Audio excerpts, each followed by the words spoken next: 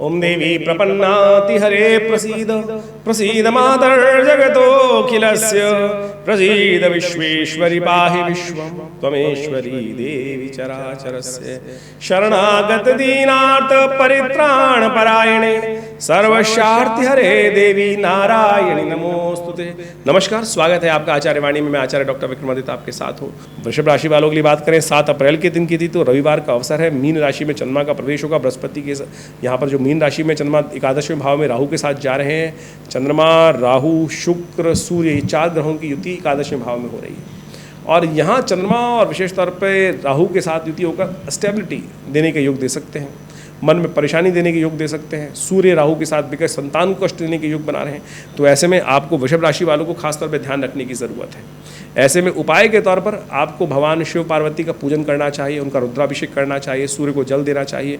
ये समस्त उपाय करने की ज़रूरत। चतुर्दशी क्षय है, नए कार्यों को आरंभ करने के दिन ठीक नहीं है, 2 दिन रुक जाइए। नव वर्ष आरंभ हो रहा है तब अच्छे मुहूर्त बनेंगे। ऐसे 2 दिन कल अमावस्या है और इस दिन चतुर्दशी क्षय है, भद्रा है, तो अच्छा नहीं है। इस दिन को अवॉइड करना चाहिए नए कार्यों को आरंभ करने के लिए। 8 तारीख का दिन विशेष तौर पर सोमवार का अवसर है, सोमवती अमावस्या का दिन है और ये अमावस्या अद्भुत है, पुण्यों को उदय करने वाली है। कहा जाता है समस्त प्रकार के कष्टों को दूर करने वाली है। देखिए, पुण्य को उदय करने के लिए दान, पुण्य, विशेष तौर पर भजन, सत्य का आचरण, भगवान का भजन तब सब करना पड़ता था। तब जाके पुराने काल में कहा जाता है तब पुण्य का उदय होता है। पुण्य प्राप्त करने सबसे मुश्किल काम है। मनसा वाचा कर्मणा, कई प्रकार से कर्म होते हैं और कई प्रकार में हम कर्म करते हैं। यदि मन से पाप कर रहे हैं और दिखा गए कर्म कर रहे हैं तो वो पुण्य का बढ़ाएगा नहीं। तो ऐसे में पुण्य कैसे बढ़ा जाए? कहा जाता है कि सतयुग के अंदर सत्य का आचरण करने का प्रयास से तभी जाके पुण्य बढ़ते थे। द्वापर त्रेता में तप करने से, यज्ञ करने से, विशेष तौर पर सानिध्य होता था, वन में जाके अनेक वर्षों तक साधना करने से तब जाकर पुण्य बढ़ते थे। लेकिन इस कलयुग में केवल दान, पुण्य और स्नान से ही पुण्य बढ़ जाते हैं। दान कर कर और स्नान कर कर ही।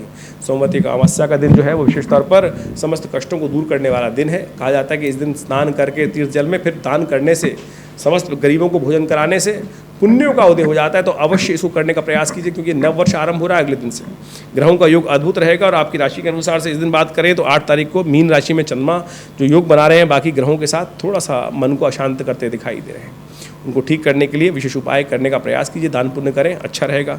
एक बात का और ध्यान रखिएगा, 8 और 9 तारीख को रेवती और अश्विनी नक्षत्र विद्यमान रहेंगे। जो लोग जातक इसमें जन्म दे रहे हैं उनकी मूल शांति अवश्य होनी चाहिए। 9 अप्रैल का दिन नव संवत, विक्रमादित्य नव संवत आरंभ हो रहा है और ये संवत 2081 आपके लिए विशेष तौर पर हम बात करें वृषभ राशि वालों के लिए तो नई शक्ति का संचार करने वाला रहेगा। शनि महाराज मंत्री बनकर इस वर्ष में आ गए हैं। मंगल महाराज राजा बन के विराजे हैं और नवरात्र का शुभारंभ भी इस तिथि से हो रहा है। और कहा जाता है कि समस्त कष्टों को दूर करने के लिए भगवती का सानिध्य प्राप्त करते हैं, भगवती का पूजन करते हैं तो उनके समस्त प्राप्ति के योग बनते हैं। क्योंकि इस बार बृहस्पति महाराज बहुत जल्दी इस वर्ष में परिवर्तन होकर आपके लिए बारे न्यारे करने के योग बना रहे हैं। तो कोशिश ये करें, नवरात्र के 9 दिवस यानी 9 तारीख से लेकर 17 तारीख का दिवस रहेगा तो उसमें विशेष तौर पर माँ भगवती का पूजन करें, बृहस्पति को तैयार करें। अभी बृहस्पति नुकसान दे रहे हैं और बृहस्पति जब बदल कर आएंगे तो इस वर्ष में आपके चमत्कार को, नव वर्ष भाग्य को जगाने के योग बनाएंगे।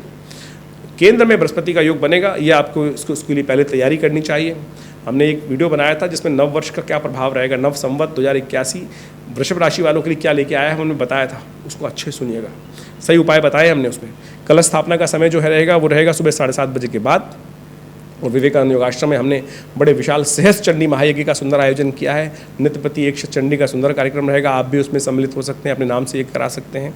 उसके लिए संपूर्ण विधि आपको बताई गई है, उसमें ध्यान रखते हुए कार्य करें। माँ भगवती इस बार घोड़े पर आरूढ़ होकर आ रही हैं और समस्त कष्टों को दूर करने वाले योग बनाने वाली हैं। चंद्रमा आपका 12वें भाव में बृहस्पति के साथ विराजमान है, धन लाभ के योग बना रहे हैं, लेकिन थोड़ी सी एंजाइटी बढ़ा सकते हैं, थोड़े से नुकसान भी करा सकते हैं। तो बैलेंस होकर काम करने की ज़रूरत है, जल्दबाजी में काम ना कीजिएगा। तो ध्यान रखते हुए कार्य करना आपके लिए अच्छा है।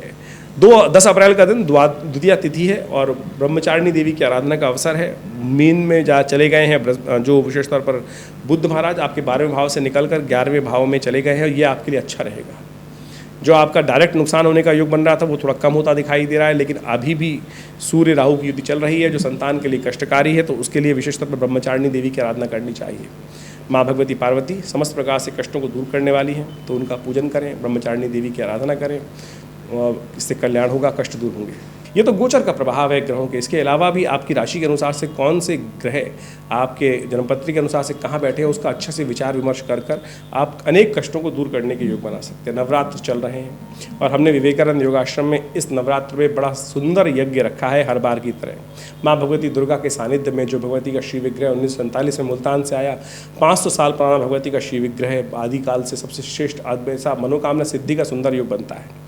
और विवेकानंद योगाश्रम में हर वर्ष चारों नवरात्रों में, 2 गुप्त नवरात्रों में और चैत्र और आश्विन नवरात्रों में सुंदर तरीके से महा भगवती का प्रसन्न करने के लिए सहस्त्र चंडी महायज्ञ का सुंदर आयोजन किया जाता है, जिसके अंदर 1000 दुर्गा जी के पाठ यज्ञ करने का सुंदर व्यवस्था होती है। आप भी इसमें सम्मिलित हो सकते हैं।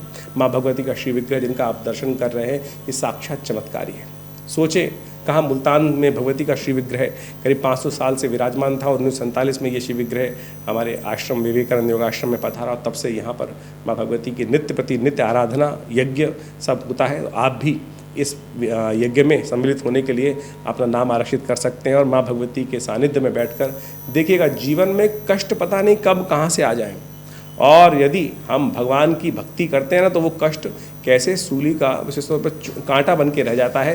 तो इसके लिए हमें कोशिश ये करनी चाहिए, किसी न ये न किन प्रकार ने भगवान भगवती का नाम स्तवन अवश्य करने का प्रयास करना चाहिए। इस क्षेत्र में हमने बहुत सारे विवेकानंद योगाश्रम कार्य कर ही रहा है। करीब करीब पिछले 40-50 सालों से विवेकानंद योगाश्रम स्वास्थ्य के दृष्टिकोण से बहुत विशेष काम करता है। हॉस्पिटल बनाया गया है, योग, प्राकृतिक चिकित्सा, आयुर्वेद का भारत सरकार के पैनल पर भी है।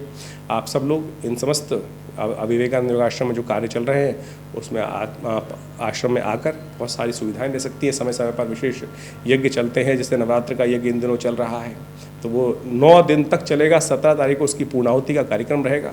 तो आप भी इस यज्ञ में पधारें और जन्मपत्री का विचार विमर्श करने के लिए भी सुंदर व्यवस्था आश्रम में बनी हुई है। जिन लोगों को अपने जन्मपत्री का विचार विमर्श करना है वो नीचे दिए फ़ोन नंबर्स पर संपर्क साधकर आश्रम पर आ सकते हैं। धन्यवाद, नमस्कार।